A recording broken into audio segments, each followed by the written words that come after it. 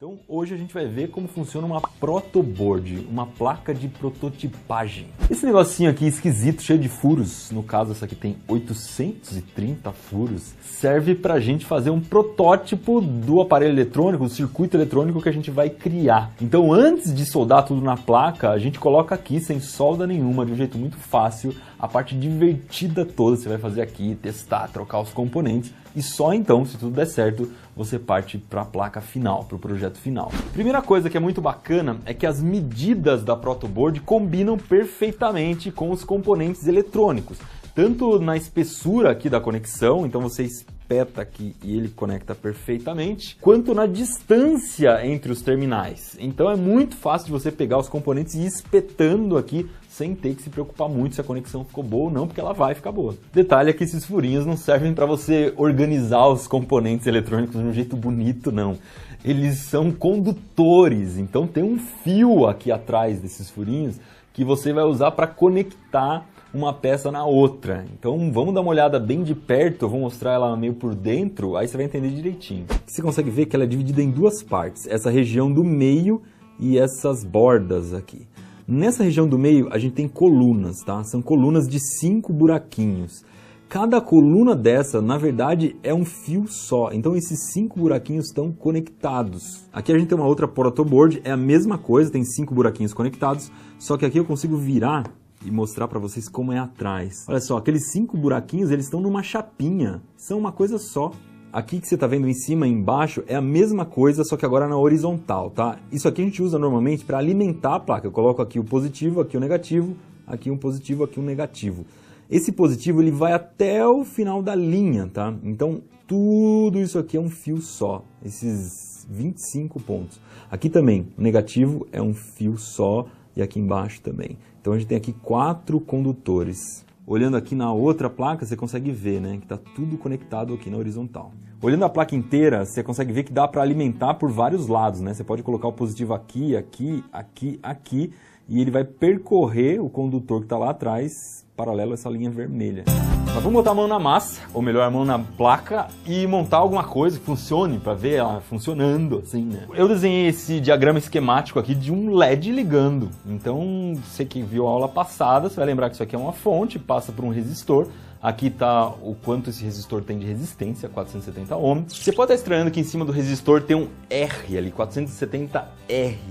Sendo que a gente está medindo em ohms e a letra que deveria ter ali é a letra ômega e não um R. Só que isso é muito comum. Em vários circuitos você vai ver ali a letra R e na hora de comprar resistores também vai estar ali um R no lugar do ômega. Sempre que não tiver miliohm ou mega ohm, quilo ohm, vai ter simplesmente um R no lugar da letra ômega.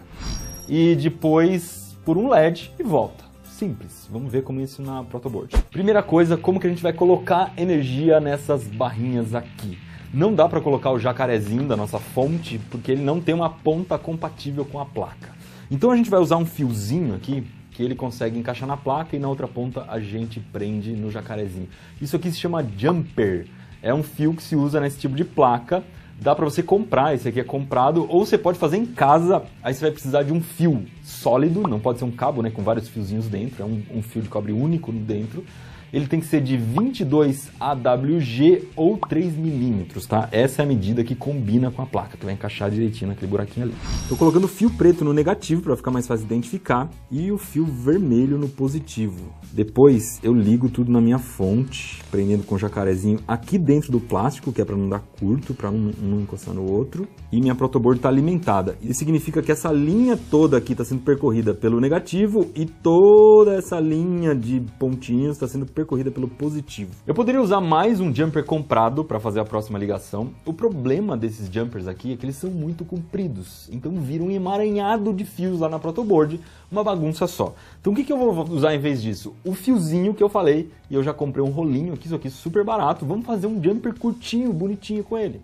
Eu vou cortar um pedacinho, descascar uns 3 milímetros de cada ponta, usando o próprio alicate de corte, e depois eu entorto formando uma espécie de U. Esse alicate diferente que eu usei aqui não foi apresentado ainda nas ferramentas, porque eu falei que os alicates menores eu ia apresentar na parte de eletrônica. é o alicate de bico redondo longo. Ele é pequenininho assim, justamente para a gente usar a ponta para entortar fios na eletrônica. Serve para outras coisas, mas aqui ele é extremamente útil. Eu posso escolher qualquer ponto aqui para colocar esse jumper, tá? Vou colocar aqui. Agora eu tenho o positivo chegando até essa coluna. O primeiro componente que a gente vai colocar é um resistor de 470 ohms. Eu já tenho o resistor aqui, você lembra da aula passada como funciona as cores, como se descobre se ele é de 470 ohms. E eu tenho que dobrar de um jeito parecido com o que eu fiz lá com aquele jumper. Eu vou dobrar meio a olho mesmo e depois cortar um pouco as pernas, que é para ficar mais fácil de você ver. Também posso colocar o meu resistor em qualquer posição aqui, posso encaixar em qualquer desses buracos. Vou escolher o último para ficar mais distante, mais fácil de enxergar. O próximo componente é um LED, tem que ficar esperto porque ele tem lado positivo e negativo. E eu vou cortar um pouquinho as pernas dele só para ficar mais fácil de ver também, ele ficar mais baixo na placa. Positivo veio, percorreu a linha, passou pelo jumper, percorreu a coluna, entrou no resistor, não tem polaridade, posso colocar de qualquer lado.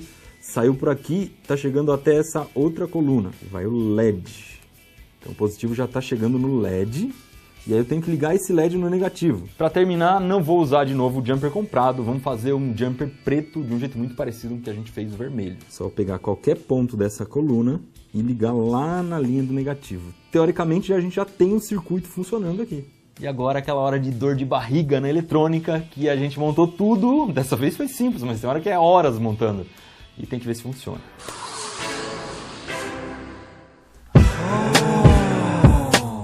Ah, que belezinha! Falando sério mesmo, de coração. Vai aprender a mexer no multímetro, é esse instrumentinho aqui. Eu tô usando esse azul que não é tão comum, mas você vai achar um amarelinho que é muito baratinho, custa mais barato que um alicate. É um instrumento que vale muito a pena você ter se for mexer com qualquer coisa elétrica ou eletrônica, porque ele é que vai te dizer quantos volts tem ali, qual a resistência, se aquilo consegue passar corrente elétrica por aquele material ou não. Vamos entender então o basiquinho dele agora. Primeira coisa que você vai perceber no multímetro é que ele tem um aparelhinho eletrônico e mais 2 fios, tá? São as pontas de prova, são as pontas que você vai encostar nos lugares para saber, para medir ali. Tem um vermelho e um preto. O preto a gente coloca no terra, no meio, você pode ver por esse símbolo aqui, que lembra alguma coisa no chão, então ele vai aqui no meio. E o vermelho você tem 2 posições para colocar. A esquerda aqui para medir corrente, então aqui no caso vai até 10 amperes, mais do que isso ele vai estragar. E do lado direito, volts, microamperes e ohms. Então do lado direito é o que quase sempre a gente vai usar, tá? Óbvio que no seu multímetro talvez esses buraquinhos não estejam à direita ou à esquerda, você vê que lugar que tá aí para colocar tudo certo. Segunda coisa, que no meio do multímetro a gente tem uma chave seletora. O que é isso? Essa rodinha que a gente vira para escolher o que a gente quer medir. Tem 3 medidas básicas, tá? Os multímetros podem ter muito mais do que isso, mas o basicão é isso. São os volts, a tensão, então vai ter um Vzinho aqui de volt. Os amperes, que são a corrente, então vai ter um A de amperes. E a resistência, que é medida em ohms, então vai ter a letra ômega aqui embaixo. Uma coisa importante aqui é que você vai ver que tem 2 Vs de volt. Um que tem um tracinho reto com um pontilhado e outro que tem uma ondinha. Esse tracinho reto com pontilhado, ele é corrente contínua. Então, para a gente medir a bateria, para a gente medir a pilha, para a gente medir a maioria das coisas em eletrônica. E do outro lado tem aquele símbolo de um tio, é a corrente alternada. É para você medir a energia da tomada. Outra coisa importante do multímetro é o teste de continuidade. Se você virar a chave seletora para baixo, você vai ver que tem um símbolo aqui de um triângulo com um risquinho na frente. Isso mede se o material está conduzindo ou não energia. Você consegue também testar LED, diodo aqui. A gente vai ver esses componentes na próxima aula, mas basicamente você consegue colocar aqui num fio e ele vai dizer se está passando eletricidade ou não. O meu faz um bip, quer ver? Ó, tem corrente elétrica, ou seja, esse fio está conduzindo eletricidade. Se esse fio tivesse quebrado no meio, por exemplo, se eu estivesse numa casa e vou instalar um fio de 200 metros, é bom dar uma testadinha antes, porque se ele tiver quebrado no meio, depois de instalar vai dar um problema. Vamos medir agora então a tensão de uma pilha, tá? A gente sabe que a pilha tem mais ou menos 1,5 volt e a gente sabe também que a pilha tem corrente contínua. Então eu tenho que vir aqui no multímetro e escolher o lado dos volts com corrente contínua. Até aí tudo bem, né? Essa faixa azul que a gente está vendo aqui. O problema é que ela começa em 200M, depois 2000M, 20, 200 e 600. O que são esses números tudo louco? Esses números são o máximo até onde você pode ir. É o máximo que ele vai conseguir medir. Então, se eu colocar no 20, por exemplo, eu estou ali no volts, né? É o máximo de 20 volts. A pilha dá para medir ali no 20, porque ela tem bem menos do que 20 volts. 200 são 200 volts e 600 são 600 volts. O que está para baixo ali, que tem aquele Mzinho é de mili. Então é 1 volt dividido por 1000. Quando eu coloco no 2000M, significa que o número que ele está marcando aqui já não é mais volts, são milivolts. 1 volt dividido por 1000. E 200M significa que o máximo que ele vai conseguir medir são 200 milivolts e que a medida aqui também está em milivolts. São coisas muito pequenininhas, muito pouca tensão, né? No caso da pilha já são 1,5 volts, são 1500 milivolts. Isso quer dizer que dá para eu medir no 2000M aqui, né? Se o máximo são 2000 milivolts, vamos tentar mexer. É muito importante na eletrônica, na física, etc., você saber essas divisões ou essas multiplicações, né? Que são as potências de 10. Então, quando a gente divide alguma coisa por 1000, a gente tem mili. No caso, metro, por exemplo, milímetros. É 1 metro dividido por 1000, que acabou ficando milímetros. Depois você tem o micro, que é dividido por 1 milhão, ou... Eu tenho até uma colinha aqui. O nano, que é dividido por 1 bilhão. Dá para você multiplicar também, né? Então você pode multiplicar K, quilo, é multiplicado por 1000.